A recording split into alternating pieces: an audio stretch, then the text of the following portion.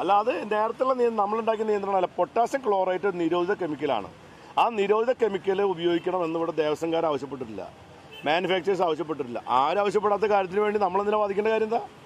അപ്പോൾ ഇവിടെ നിലനിൽക്കുന്ന നിയമപ്രകാരമുള്ള ചെയ്യാവുന്നതാണ്. നിയമങ്ങളും വ്യവസ്ഥകളും പൊസോ നിയമത്തിൻ്റെ എക്സ്പ്ലോസീവ് ആക്ട് എന്ന് പറയുന്ന സെൻട്രൽ ഗവൺമെൻറ്റുമായി ബന്ധപ്പെട്ട ഒരു ആക്ടാണ്. പെട്രോളിയം മിനിസ്ട്രി, ഇൻഡസ്ട്രീസ് മിനിസ്ട്രിയാണ് കൈകാര്യം ചെയ്യുന്നത്. നിർമ്മല സീതാരാമൻ പറഞ്ഞിരിക്കുന്ന ഒരു കാര്യം, ഞങ്ങൾ ട്രഡീഷണൽ വെടിക്കെട്ടിനെതിരല്ല.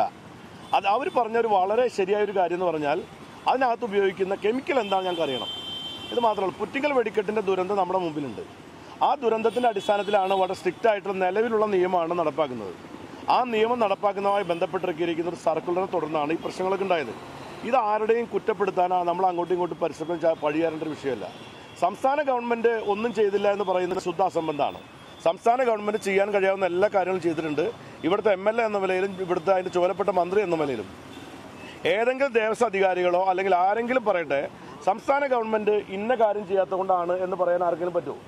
ഈ സ്റ്റേറ്റ് ഗവൺമെൻറ്റിൻ്റെ ഭാഗത്ത് നിന്ന് ഇന്ന വീഴ്ച കൊണ്ടാണ് വെടിക്കെട്ട് മുടക്കാത്തത്, വെടിക്കെട്ട് അനുമതി കിട്ടാത്തത്. നിങ്ങൾ മാധ്യമ പ്രവർത്തകരോ ആ ആരോപണം ഉന്നയിക്കുന്നവരോ അല്ലെങ്കിൽ ദേവസ്വംകാർക്കോ അങ്ങനെ എന്തെങ്കിലും പരാതി ഉണ്ടെങ്കിൽ എന്നോട് പറയട്ടെ. അതിലെ മന്ത്രി എന്ന നിലയിൽ ഇവിടുത്തെ MLA എന്ന നിലയിൽ ഈ വെടിക്കെട്ടുമായി ബന്ധപ്പെട്ട അനുമതി കിട്ടുന്ന കാര്യത്തിൽ എന്തെങ്കിലും വീഴ്ച വരുത്തിയെന്ന് ഇവർ പറയട്ടെ. ഞാൻ ആത്മാർത്ഥമായിട്ട് പറയുകയാണ്, ഞാൻ സത്യസന്ധമായിട്ട് പറയുന്ന കാര്യമാണ്. ഒരു വീഴ്ചയും വരുത്തിയിട്ടില്ല. ഒരു ആനയുടെ കാര്യത്തിലുണ്ടായിരുന്നൊരു പ്രശ്നം ഉണ്ടായിരുന്നു, മാധവട്ടി ഭാഷക്ക് അറിയാം. അത് ഗവൺമെൻറ് ഇടപെട്ടു, അവിടെ യോഗം കൂടി. ഇതുവരെ ആന എഴുന്നള്ളിപ്പുമായി ബന്ധപ്പെട്ട് എവിടെയെങ്കിലും പ്രോബ്ലം ഉണ്ടായിട്ടുണ്ടോ? ഒരു പ്രോബ്ലം ഉണ്ടായിട്ടില്ല. എല്ലാ പ്രോബ്ലംസും സോൾവ് ചെയ്തിട്ടുണ്ട്. അപ്പോൾ അതുകൊണ്ട് ഇതിനകത്ത് ഒരു പ്രശ്നം ഉണ്ടാവില്ല. സമാധാനപരമായി എല്ലാ പ്രൊട്ടക്ഷനോട് കൂടി ഇന്ത്യയിൽ ആദ്യത്തെ സംവിധാനമാണ്. ഇപ്പോൾ 1,10,00,000 രൂപ ചെലവഴിച്ചുകൊണ്ട് ഉണ്ടാക്കിയിരിക്കുന്ന സംവിധാനം ഇന്ത്യയിലെ ആദ്യത്തെ സംവിധാനമാണ്. തൃശ്ശൂർ പൂരം വെടിക്കെട്ട് അത് ഒരു ദേവസ്വം ബോർഡിൻ്റെ മാത്രം ഉത്തരവാദിത്തം നടക്കുന്ന കാര്യമല്ല. അത് ഗവൺമെൻറ്റിൻ്റെ നിലപാടാണ്. അത് അവരെ അറിയിച്ചിട്ടുണ്ട്. അത് സംസ്ഥാന ഗവൺമെൻറ്റിൻ്റെ നേരിട്ടുള്ള ഉത്തരവാദിത്തത്തിൽ അല്ലെങ്കിൽ അവരുടെ പ്രൊട്ടക്ഷനോട് കൂടി നടക്കുന്ന കാര്യമാണ്.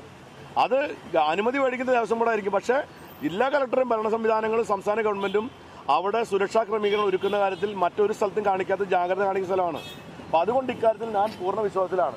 ഇനി സെൻട്രൽ ഗവൺമെൻറ്റിൻ്റെ അധികാരികളാണ് അന്തിമ തീരുമാനം എടുക്കേണ്ടത്. അവരെടുക്കുമെന്നാണ് വിചാരം.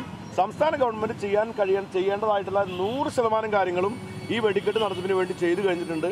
ഇനി ഏതെങ്കിലും കാര്യം ചെയ്യാത്തുണ്ട് എന്ന് എപ്പോൾ ചൂണ്ടിക്കാണിച്ചാലും ചെയ്യാൻ തയ്യാറാണ്.